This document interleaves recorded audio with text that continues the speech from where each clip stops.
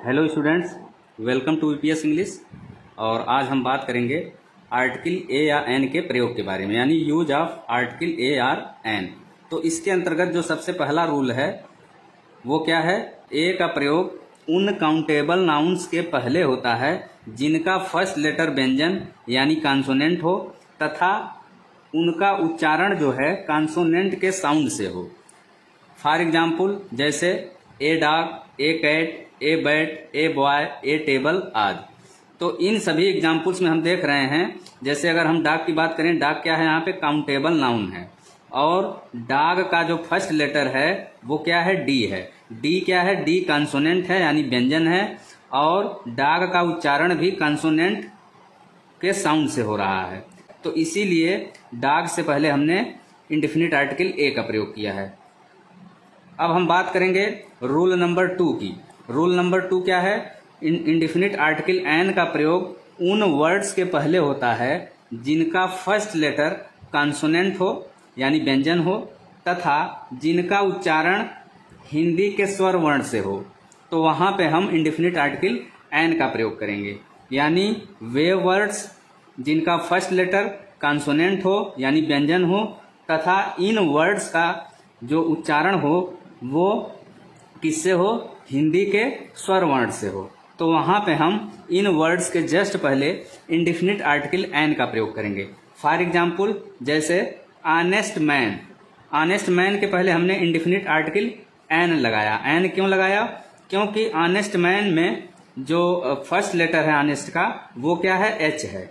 H हम जानते हैं कि कॉन्सोनेंट है, लेकिन जब हम ऑनेस्ट को पढ़ते हैं तो हमारा जो उच्चारण होता है वो किससे होता है? आ से होता है। ये आ क्या है? आ जो है यहाँ पे वावेल है। इसी तरह से एन आवर है, तो एन आवर यानी जब हम आवर को पढ़ेंगे तो आवर का भी उच्चारण आ से हो रहा है, इसलिए यहाँ पे भी एन का प्रयोग होगा। किससे? आवर से पहले। इसी तरह से ऑनर, ऑनर्स का उच्चारण भी आ से हो रहा है, तो इसीलिए ऑनर के जस्ट पहले भी इंडेफिनिट आर्टिकल एन का प्रयोग होगा। इसी तरह से एमपी। एमपी का फर्स्ट लेटर जो है एम है जो कि कॉन्सोनेंट है, लेकिन जब हम एमपी को पढ़ रहे हैं तो उच्चारण ए से हो रहा है, तो इसलिए एमपी के जस्ट पहले हमने इंडेफिनिट आर्टिकल एन का प्रयोग किया। इसी तरह से एन एमएलए, एन एमपी, ये सब हो गए। अब हम बात करते हैं रूल नंबर 3 की। तो रूल नंबर 3 क्या है? यदि किसी वर्ड का फर्स्ट लेटर वावेल तथा उच्चारण हिंदी के स्वर वर्ण से हो तो इनके पहले हम इंडेफिनिट आर्टिकल एन का प्रयोग करेंगे। हम जानते हैं कि इंग्लिश में जो है वावेल कितने होते हैं? 5 होते हैं। तो 5 वावेल कौन कौन से हैं? ए, ई, आई, ओ, यू। अगर कोई इंग्लिश वर्ड इन 5 वावेल में से किसी एक से शुरू हो, यानी उस वर्ड का first letter A, E, I, O, U में से कोई भी हो, लेकिन उस वर्ड का उच्चारण जो है हिंदी के स्वर वर्ण से हो, तो उसके पहले हम उस वर्ड के पहले हम क्या करेंगे? इंडेफिनिट आर्टिकल एन का प्रयोग करेंगे। फॉर एग्जाम्पल जैसे अगर हम एग्जाम्पल की बात करें, यहाँ पे हम बात कर रहे हैं एग्जाम्पल नंबर 1 की। इंडियन। इंडियन शब्द शुरू होता है वावेल से, वावेल लेटर से। तो वावेल लेटर यहाँ पे क्या है? आई है, और इंडियन को जब हम पढ़ते हैं तो उसका उच्चारण ई से हो रहा है, तो इसीलिए इंडियन के जस्ट पहले हमने इंडेफिनिट आर्टिकल एन लगाया। इसी तरह से एन एक्सरसाइज। तो एक्सरसाइज को जब हम पढ़ते हैं तो इसका भी उच्चारण ई से होता है, इसीलिए एक्सरसाइज के जस्ट पहले हमने एन का प्रयोग किया। इसी तरह से एन अम्ब्रेला। तो अम्ब्रेला भी लेटर यू से शुरू हो रहा है और यू यहाँ पे क्या है? वावेल है, तो अम्ब्रेला का उच्चारण चूंकि अ से हो रहा है, तो इसीलिए अम्ब्रेला के जस्ट पहले भी हमने इंडेफिनिट आर्टिकल एन का प्रयोग किया। इसी तरह से एन एलिफेंट है, तो एन एलिफेंट ई से शुरू हो रहा है और इसका उच्चारण ए से हो रहा है, तो इसलिए एलिफेंट के जस्ट पहले हमने एन लगाया। इसी तरह से एन ऑक्स हो गया। अब हम बात करते हैं रूल नंबर 4 की। रूल नंबर 4 क्या है? स्टूडेंट्स, यदि किसी वर्ड का फर्स्ट लेटर वावेल हो यानी स्वर हो तथा उच्चारण हिंदी के व्यंजन वर्ड से हो, उच्चारण हिंदी के व्यंजन से हो या व्यंजन वर्ड से हो, तो इसके पहले हम ए का प्रयोग करेंगे, यानी इस वर्ड से पहले हम इंडेफिनिट आर्टिकल ए का प्रयोग करेंगे। फॉर एग्जाम्पल जैसे यूनिफॉर्म। यूनिफॉर्म हम देख रहे हैं, यूनिफॉर्म शुरू हो रहा है लेटर यू से, यानी इसका फर्स्ट लेटर यू है, लेकिन इसका उच्चारण किससे हो रहा है? यू से हो रहा है।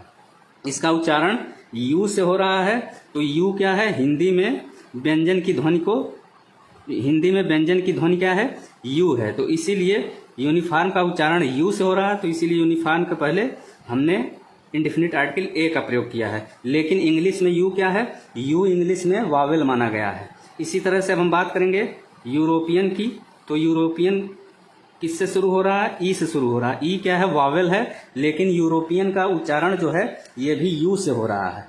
तो यू से चूंकि उच्चारण हो रहा है, तो यू हिंदी में क्या है, व्यंजन की ध्वनि है। तो इसीलिए यूरोपियन के जस्ट पहले हमने इंडेफिनिट आर्टिकल ए का प्रयोग किया।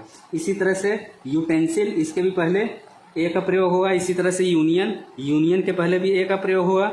इसी तरह से यूनिवर्सिटी, यूनिवर्सिटी से भी पहले ए का प्रयोग होगा। इसी तरह से ए 1 रूपी नोट, इससे भी पहले ए का प्रयोग होगा।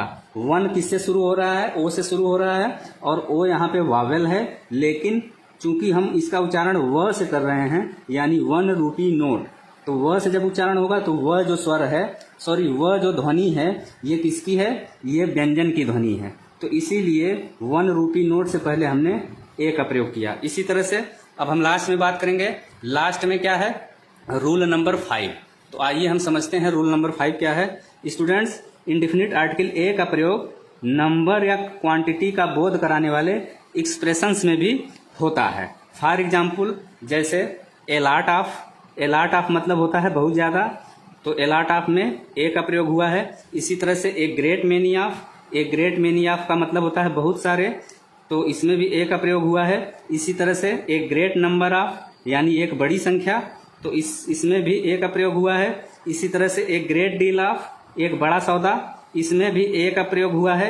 इसी तरह से ए नंबर ऑफ, यानी अनेक, इसमें भी ए का प्रयोग हुआ है।